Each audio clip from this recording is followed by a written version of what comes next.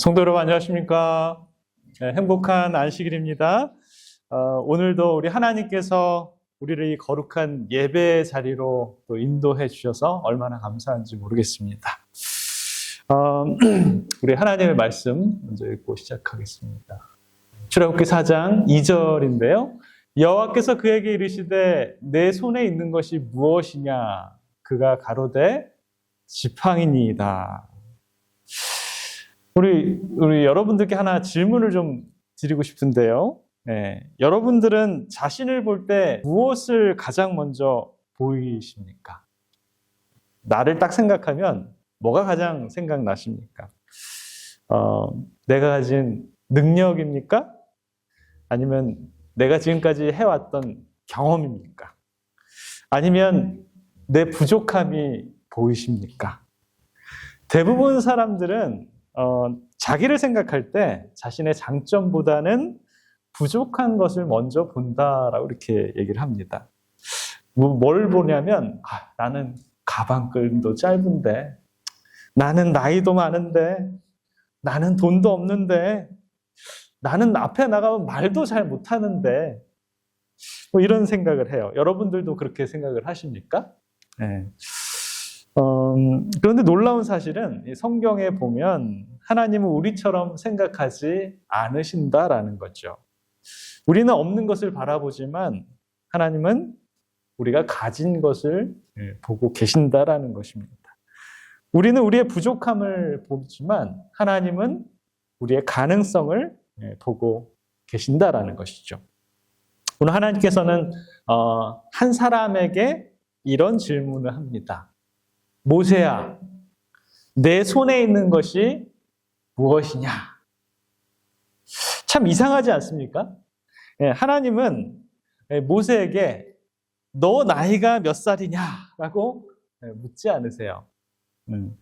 내가 애굽 왕궁에서 뭘 배웠느냐라고 묻지 않으셨습니다. 그리고 너가 앞에 나가서 얼마나 말을 잘하느냐라고 묻지 않으셨어요. 딱 한 가지만 물었습니다. 뭘 물었어요? 내 손에 있는 것이 무엇이냐?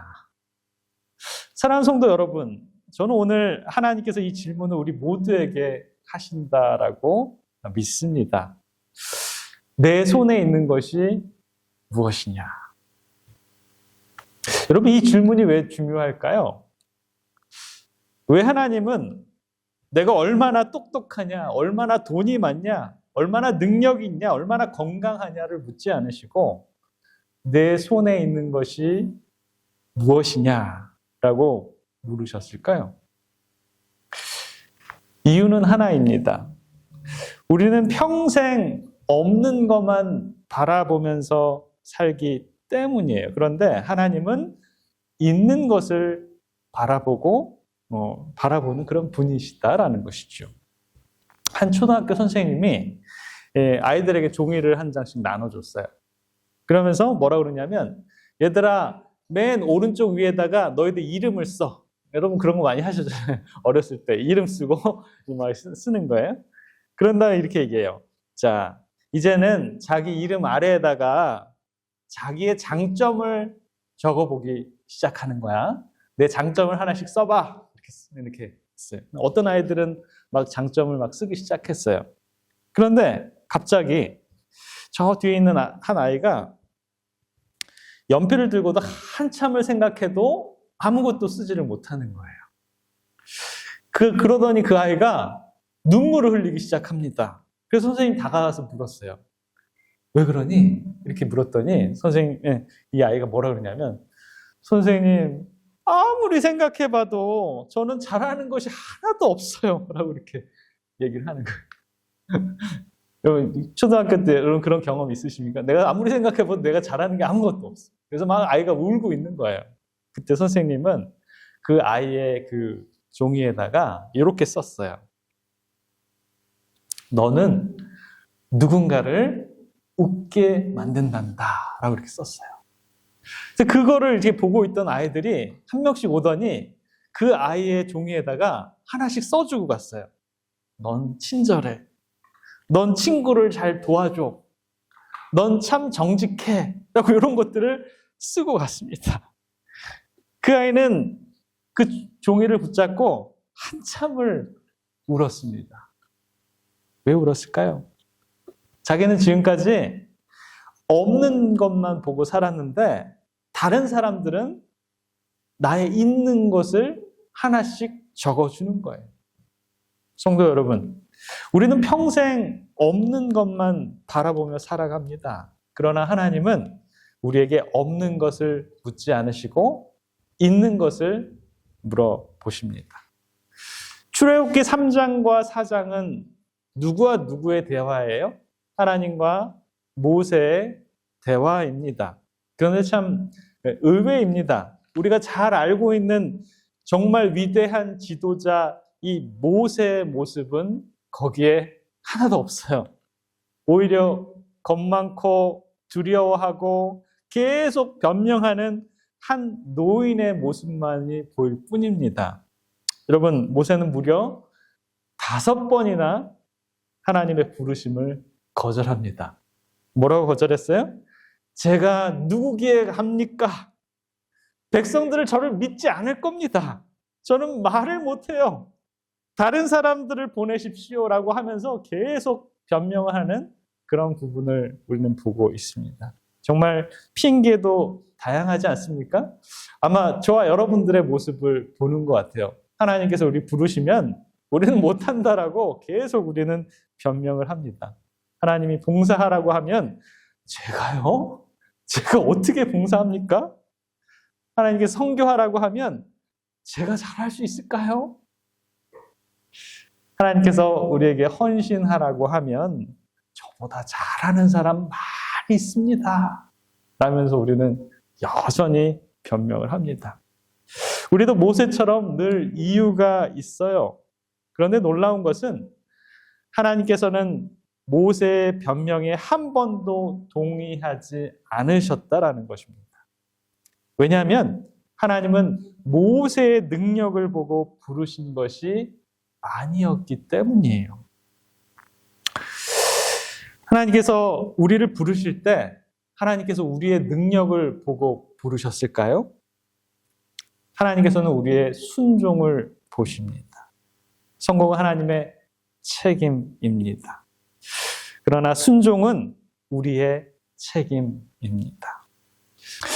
모세는 계속 능력에 대해서 얘기를 해요. 저는 이래서 안 되고 저래서 안 되고 이것조차도 안 됩니다 라고 계속 능력에 대해서 얘기하지만 하나님은 계속 순종에 대해서 얘기한다라는 것입니다. 그리고 마침내 하나님께서는 모세에게 한 가지 질문을 합니다. 내 손에 있는 것이 무엇이냐? 라고 이렇게 얘기합니다. 그때 모세가 뭐라고 대답했을까요? 지팡이입니다 라고 대답했어요. 지팡이. 모세가 그 당시에 가졌던 것은 아무것도 없었어요. 뭐밖에 없었어요? 지팡이밖에 없었어요. 자, 그런데 모세는 아직도 모르고 있었습니다. 그 지팡이가 자기의 인생을 바꿀지는 꿈에도 상상을 못했어요. 그 지팡이가 이스라엘의 역사를 바꿀 줄은 정말 몰랐습니다. 그리고 오늘 하나님께서도 저와 여러분들에게 똑같은 질문을 하고 계신다라는 것입니다. 여러분들의 손에 가지고 있는 것이 무엇입니까? 라고 저와 여러분들에게 똑같이 묻고 있습니다. 사랑하는 성도 여러분, 이 질문은 정말 이상한 질문입니다. 왜냐하면 하나님은 이미 아셨어요. 40년 동안 광야에서 모세를 훈육시킬 때 그가 들고 있었던 것은 뭐였는지 늘 하나님께서는 보시고 계셨고 늘 알고 있었습니다.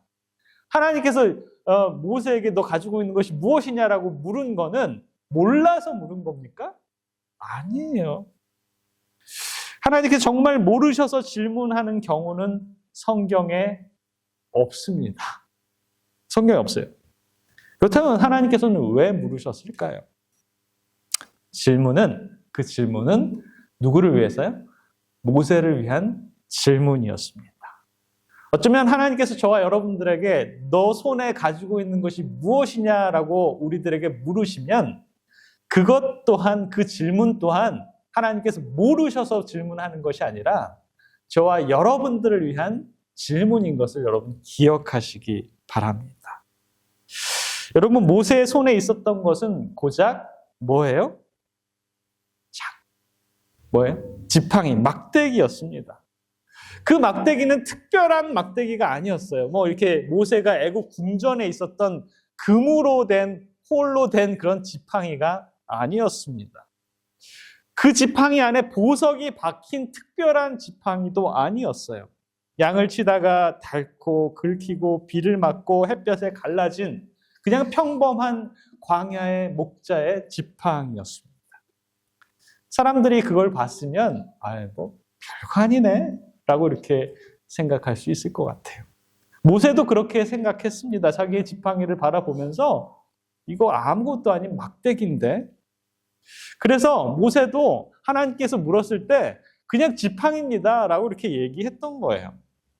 그런데 여러분, 하나님은 모세가 보는 것을 보지 않으셨습니다. 모세는 뭘 봤어요? 지팡이, 막대기를 보았습니다. 그러나 하나님께서는 그 지팡이를 통해서 뭘 보고 계셨어요? 이스라엘을 봤습니다. 모세는 그 지팡이를 통해서 현재 자신의 모습을 보고 있지만 하나님께서는 그 지팡이를 통해서 그의 미래를 보고 계셨습니다. 모세는 그 지팡이를 통해서 자기의 부족함을 봤을 겁니다. 그러나 하나님은 하나님 당신의 능력을 보고 계셨습니다. 이것이 믿음의 차이입니다. 여러분, 왜 하나님께서는 하필 지팡이를 선택하셨을까요? 칼도 있었을 거예요. 지팡이보다 훨씬 강합니다. 어쩌면 창도 있었을지 몰라요. 활도 있었을지 모릅니다. 그러나 왜 하나님에는 낡은 이 지팡이, 막대기였을까요? 저는 이 지팡이에 대해서 일주일 내내 고민했습니다. 왜 지팡이였을까? 왜? 그리고 깨달았습니다. 이 지팡이는 보통 지팡이가 아니라 모세의 삶 자체였습니다. 모세는 아침에 일어나면 지팡이를 잡았습니다. 그리고 이 양을 인도할 때도 이 지팡이를 사용했고요. 양을 구할 때도 이 지팡이를 사용했고요. 이 맹수가 공격해 왔을 때도 이 지팡이를 사용했습니다. 또 외로웠을 때, 균형이 필요할 때도 이 지팡이에 의지했습니다. 광야에서 40년 동안 가장 오래 들었던 것이 바로 이 지팡이였습니다. 그러므로 하나님께서는 모세에게 새로운 것을 구하지 않았습니다. 모세야, 너가 평생 붙들고 살던 그것을 내게 맡겨라 라는 것이죠.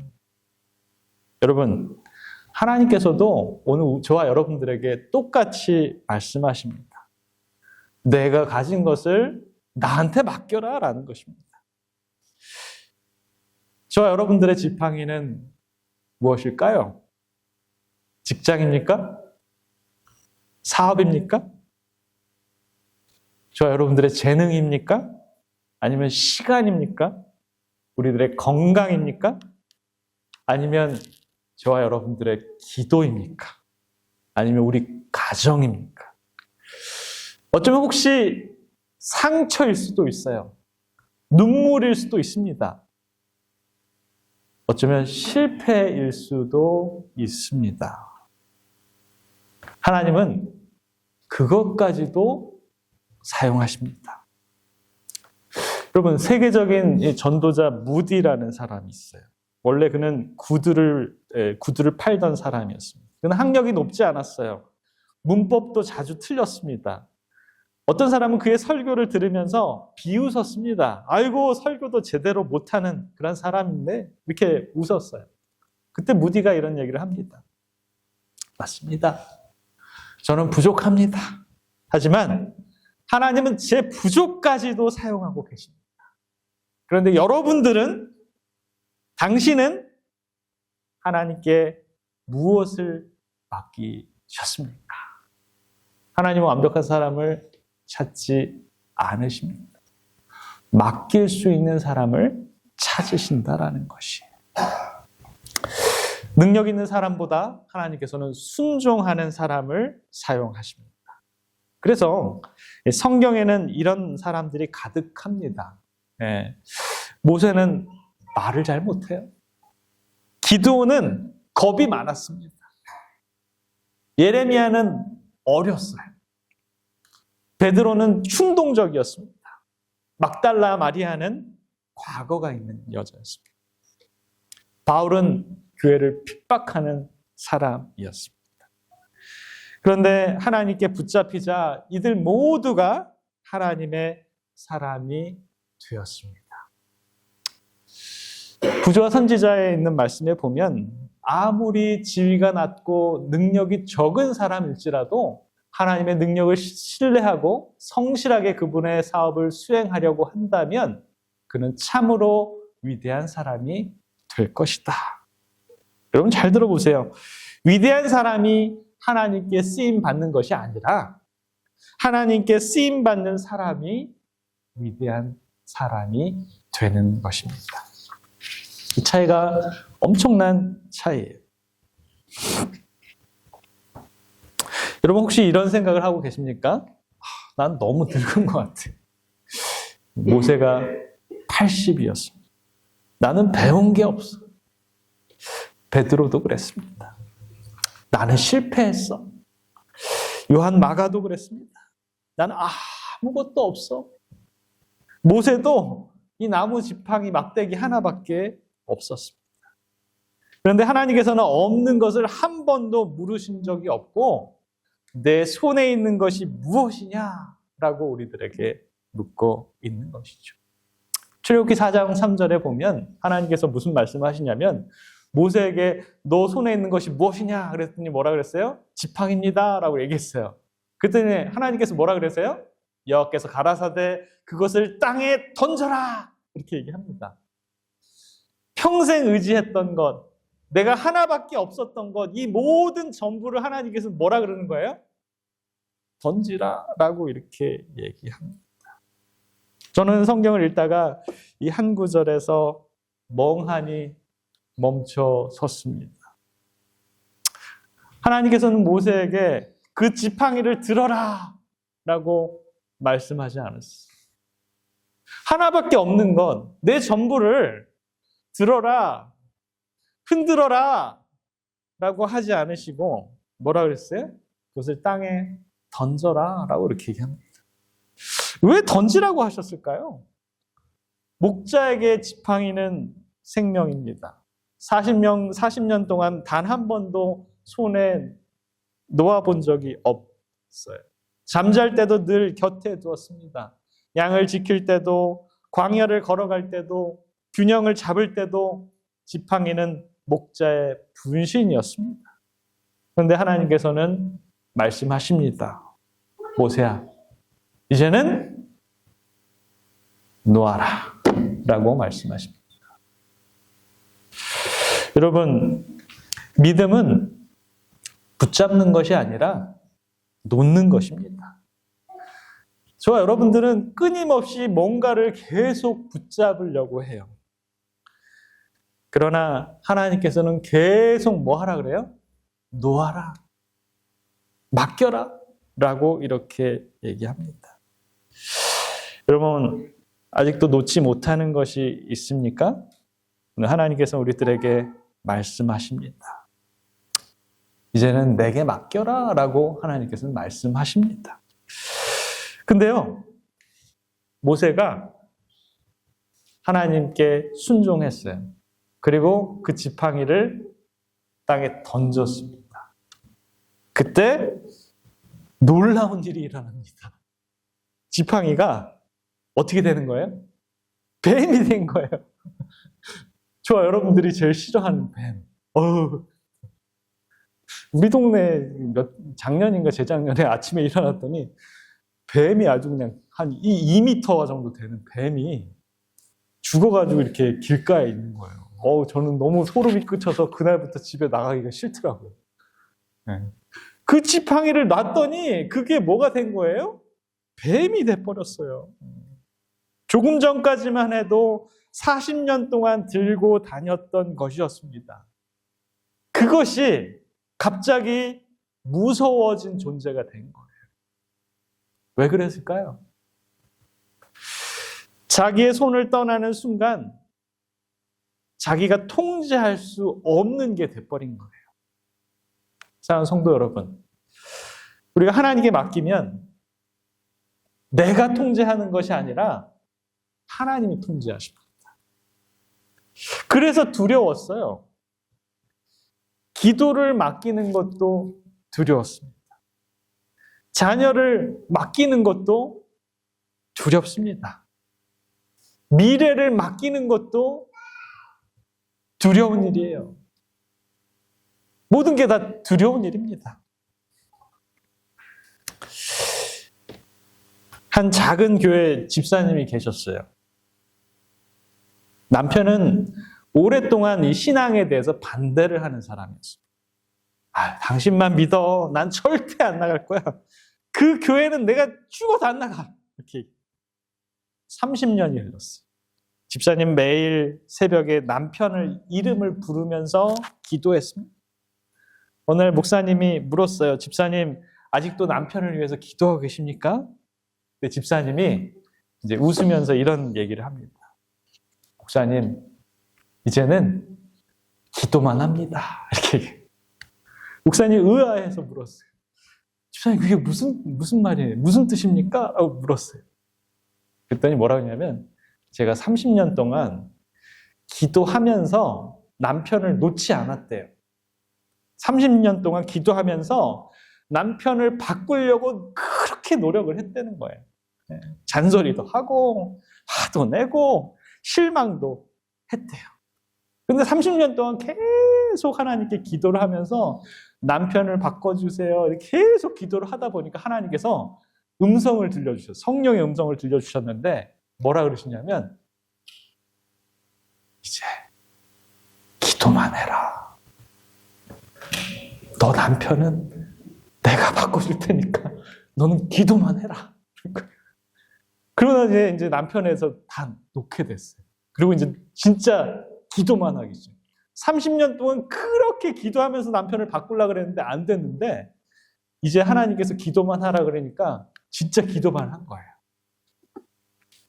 몇 달 뒤에 남편이 혼자 걸어서 교회에 나왔대요.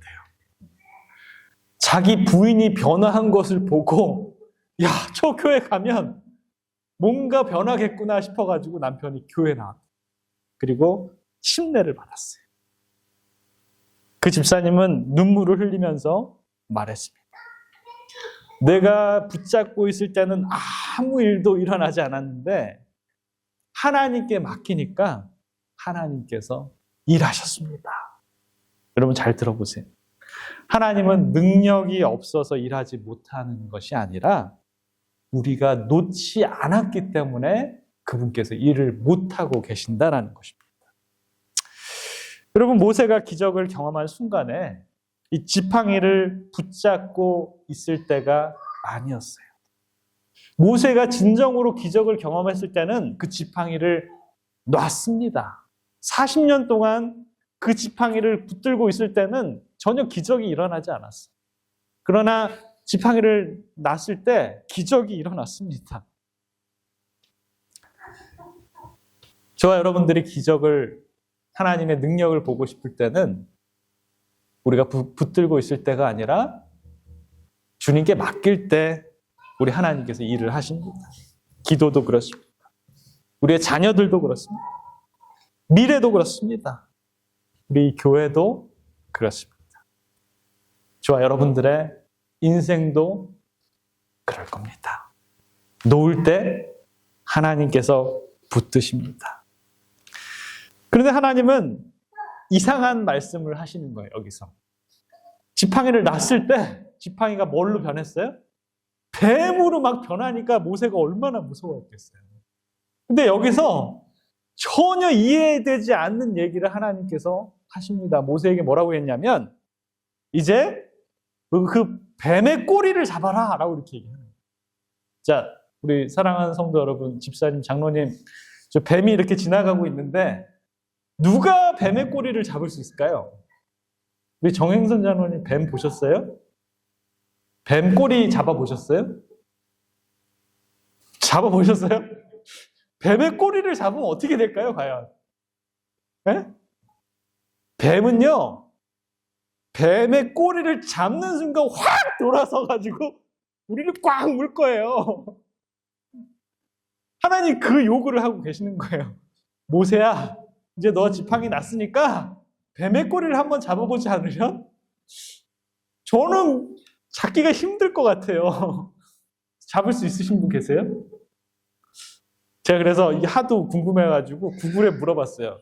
만약에 뱀의 꼬리를 잡으면 어떻게 되나요? 그랬더니 구글이 얘기를 하는데 뱀에 따라 종류가 다르지만 대부분의 뱀은 공격을 한대요. 네.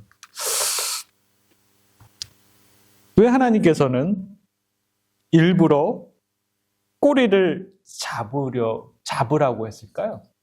왜일까요? 믿음은 상식을 넘어서 하나님의 말씀을 붙드는 것이기 때문에 모세는 이번에는 도망가지 않고 하나님께 순종했습니다. 뱀의 꼬리를 붙잡는 순간 다시 지팡이가 됐어요. 자, 그런데 이것은 시작에 불과합니다. 하나님께 맡겨진 그 지팡이는 이제 홍해를 가를 것입니다. 그리고 반석에서 물이 나올 것입니다. 그리고 아멜렉을 이길 것입니다. 사랑하는 성도 여러분, 저와 여러분들은 과연 우리 하나님의 능력을 보시겠습니까? 누가복음 10장 17절에 보면 이런 말씀이 있어요. 주여, 주의 이름으로 귀신들도 우리에게 항복하다이다. 여러분, 이 장면이 무슨 장면인지 아시죠? 예수님께서 70인을 파송해가지고 제자들이 돌아왔을 때 예수님께 하는 얘기. 혹시 이런 생각 해보신 적 있습니까? 아, 나에게도 그 모세 지팡이가 있으면 참 좋겠다. 그죠? 홍해 앞에서도 두려워하지 않고, 병이 와도 두렵지 않을 것 같고, 가정에 문제가 생겨도 정말 두렵지 않을 것 같은. 그런데 여러분, 우리에게는 모세 지팡이보다 더 큰 게 있습니까? 여러분 있어요? 모세의 지팡이보다 더 큰 거 가지고 계십니까? 예? 우리 이명주 집사님 맞히신 것 같아. 뭐예요? 예수님이, 모세의 지팡이보다 더 좋은 게 있는데, 그거를 여러분들에게 오늘 선물로 드리려고 그래요. 모세의 지팡이 가지고 싶죠? 그죠? 홍해도 가르고, 네? 아멜렉도 쳐 이기고, 딱 치면 반석에 물도 나오고, 그죠? 근데 그거보다 더 좋은 게 우리한테 있는데, 그게 뭐냐면, 여기 있어요. 주의 이름이 있습니다. 주의 이름. 예수님의 이름. 왜 그럴까요? 모세의 지팡이는 하나님의 능력을 상징했습니다. 그러나 예수님의 이름은 그 능력 자체였습니다. 지팡이는 능력을 가리키고 있었어요. 그런데 예수님은 그 능력의 근원이시다라는 것입니다. 그래서 예수님께서 제자들을 보내시면서 지팡이를 하나씩 만들어 주셨을까요? 아니, 안 만들어 줬어. 예수님께서 이 제자들 70일 파송할 때 아주 흥분을 하면서 얘기를 합니다. 주님, 놀라운 일이 있습니다. 예수님께서 웃으시면서 물었습니다. 무슨 일이냐? 그랬더니 제자들이 거의 소리를 지르면서 이 얘기를 합니다. 주여, 주의 이름으로 귀신들도 우리에게 항복하더이다. 하고 이렇게. 얼마나 감격스럽습니다. 불과 얼마 전까지만 해도 두려워 떨던 사람들이었는데, 그런데 예수님의 이름으로 이 세상이 달라지는 것을 직접 경험한 것이에요. 무엇이 귀신을 쫓았을까요? 베드로입니까? 요한입니까? 야고보입니까? 아니에요. 예수님의 이름입니다. 여러분, 우리가 기도 끝날 때마다 꼭 의식처럼 하는 게 있어요. 뭐라 그래요? 예수님의 이름으로 기도합니다 라고 이렇게 얘기하잖아요. 네. 그런데 그 이름이 얼마나 큰 이름인지 우리는 잊고 살 때가 너무나 많습니다. 예수님의 이름은 기도 끝날 때 마무리 인사가 아닙니다. 예수님의 이름은 하늘과 땅의 권세가 담겨 있는 이름입니다. 성전 미문 앞에 안진뱅이가 있었습니다. 베드로가 얘기합니다. 은과 금은 내게 없거니와 내게 있는 것으로 너에게 주노니 곧 나사렛 예수 그리스도의 이름으로 걸어라 했더니 걸었습니다. 은과 금은 내게 없거니와. 여러분, 이 말이 참 좋습니다. 베드로도 없는 것이었어요. 은과 금, 저와 여러분들도 없습니다. 우리는 돈도 없고 권력도 없고 학벌도 없지만 저와 여러분들에게 공통적으로 우리도 가지고 있는 것이 하나 있습니다. 예수님의 이름. 그래서 베드로는 말합니다. 나사렛 예수 그리스도의 이름으로 일어나 걸어라. 그리고 그 사람은 일어났습니다. 무엇이 안진뱅이를 일으켰을까요? 베드로도 아니고 베드로의 믿음도 아니고 베드로는 직접 대답합니다.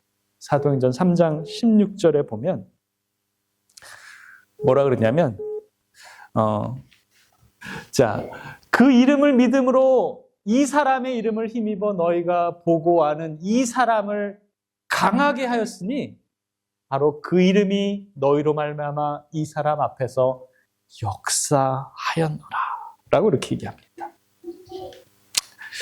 베드로는 자기의 이름으로 한 것이 하나도 없었습니다. 모든 것이 예수님의 이름이었습니다. 사랑하는 성도 여러분, 예수님의 이름을 붙드는 사람은 절대로 평범하게 살지 않습니다. 짐 엘리엇이라는 청년이 있었어요. 이 청년이 1956년에 하나님의 복음을 전파하다가 순교한 청년입니다. 그는 젊고 능력 있고 앞으로 미래가 충만한 그런 사람이었습니다. 그러나 그는 자기의 인생을 계산하지 않았습니다. 예수님의 이름을 계산했어요. 에콰도르라는 이 미개척지로 이 복음을 들고 그는 나아갔습니다. 사람들은 말합니다. 야, 거긴 너무 위험해. 가지 마라. 왜 꼭 그렇게까지만 해야 됐어? 라고 이렇게 얘기를 하는 사람이 많았습니다. 그러나 그는 이렇게 기록합니다. 결코 잃을 수 없는 것을 얻기 위해 결코 간직할 수 없는 것을 드리는 사람은 결코 어리석은 사람이 아니다. 여러분, 그는 창에 찔러 죽었습니다. 그러나 복음은 죽지 않았습니다. 오히려 그가 피 흘린 위에 그 위에 교회가 세워지고 그곳에 복음이 전파되었습니다. 왜 그랬을까요? 그의 생명이 하나님의 손에 들려있기 때문이었습니다.